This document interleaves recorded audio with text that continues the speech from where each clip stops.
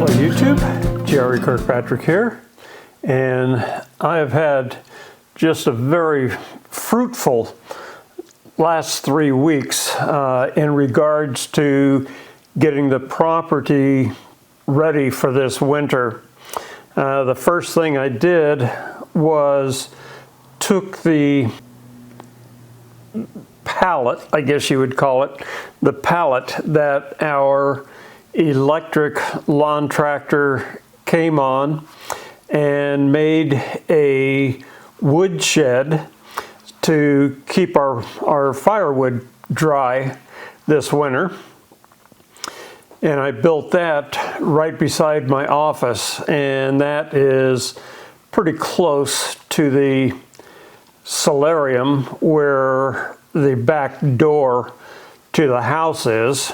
And luckily the wood stove is just inside that solarium door, so we'll have dry wood all this winter, as long as we can keep wood going into the wood shed. After I got the shed built, I bucked up and split about another cord of wood that we'll let dry.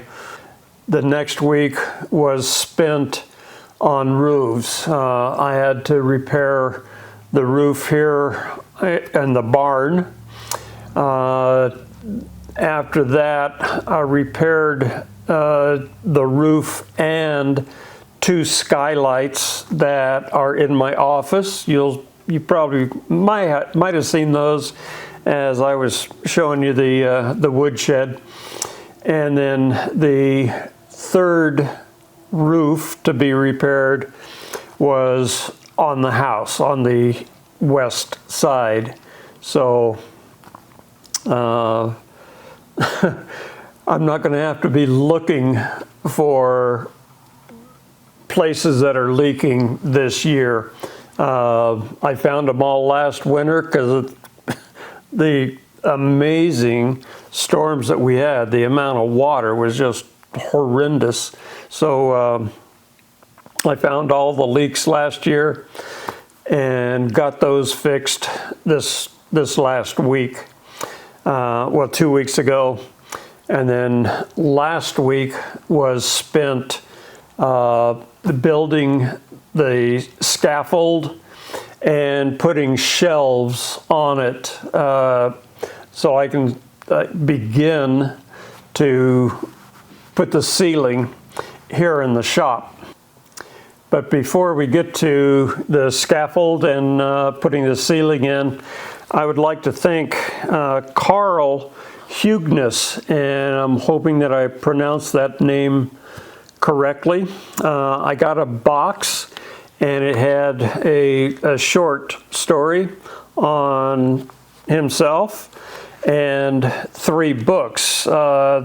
This one is I Love to Make the Dirt Fly. It's kind of a story on how the Indianapolis 500 track came about. That one's good. This one here, the second one, is all about how the Indy track came about, more detailed. And then the last one was the midgets, the mighty midgets, and he must know how I love the midgets, because it shows in his synopsis, I guess you could call it. Back in '72, he was building a midget, and it just so happened that in 1972, I was building street roadsters in Culver City. I was the foreman for a place called World Pacific, and the primary thing was making street roadsters, building street roadsters. And at that time, Bill Krause, who was the first driver for Shelby, he had a Honda dealership in Gardena. And it just so happened that he had World Pacific make a little car called a Honda-Roo. I took some of the very first Hondas that came into the United States, just a little bitty thing, and made a pickup truck out of it so he could use it as a parts chasing truck. And it was so small, hence Honda-Roo. It was pretty neat, because every time I see him at a Shelby reunion, he mentions, or I mention, where is the Honda-Roo now? The last I heard, it had been sold on eBay. So, and that's several years ago. So if you're looking for some good books, Carl Hugeness, you can look him up and see if there's any of the books that he publishes might suit your fancy. Another thing that was kind of neat that happened a couple of weeks ago, I got a call from Peter Brock. Back in 1965, Peter designed a air intake system for the Mustangs, for Shelby, the GT350s. And Jim Marietta, who runs the original Venice crew, I've built all of their plenum chambers and fuel spills and stuff like that. Anyhow, Peter contacted me and said that this group is going to try to get this intake system going on some of the GT350s that they're building, and maybe have them available for sale to customers. So I'm waiting right now. They sent me some drawings. I'm waiting for some more information from them, and then I can quote how to make these plenum chambers and still air boxes, and making a intake system that Peter Brock had made back in 1965. So that might be a upcoming project. We'll see how that turns out. Okay, so I've got all of this business taken care of, and you're kind of caught up on what I've been doing for the last 3 weeks. So let's get over and we'll go through the scaffold, and we'll take a look at what it's going to take to get a ceiling in this building. So you may think that this is just a scaffold. Well, that's how Harbor Freight sells it. But the way I see it, it is a movable set of shelves that you can work on until you get the ceiling in. Once I finish putting the ceiling in here, this will become just a set of shelves that I can move somewhere. I'm not sure where it'll go now. I might even just sell the thing just to get rid of it. But for right now, I've got quite a few things to take off around the top of the shop here, the barn, before I can start putting the rafters, I guess you could call it. I've got 2 speakers that are standing up quite tall on either side here. They've got to be laid down, and that'll take care of that. There's just a few things I have to take off the wall over there.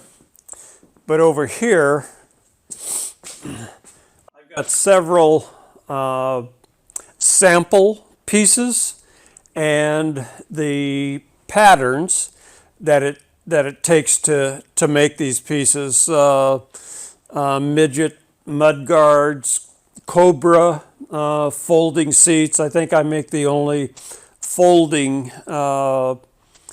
seats for a Cobra, at least in the United States.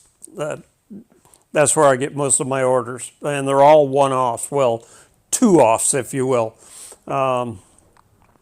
Most of them want a folding seat on both sides. They do not come with a folding seat, so if they want to put a briefcase or store anything behind the seat, I'm the only one that makes a folding seat for a Cobra. So there you go. Also here is a painting that a fellow made of the car, the Cobra that I drove in 1964 to NHRA records all over the United States.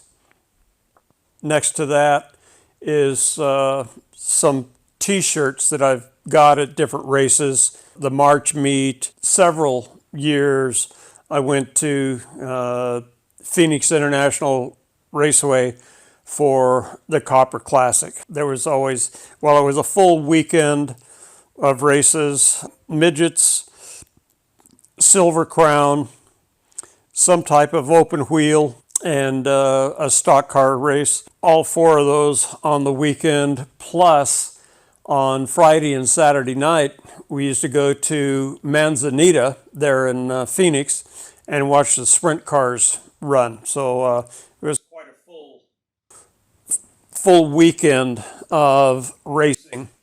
Next, I have these posters from the championships, the World Championship, SCCA Championship, all of that. I've got this real nice trophy, an award from Shelby American for winning the championship in 1965. I've also got a banner from the Cobra welding torch that I used to sell.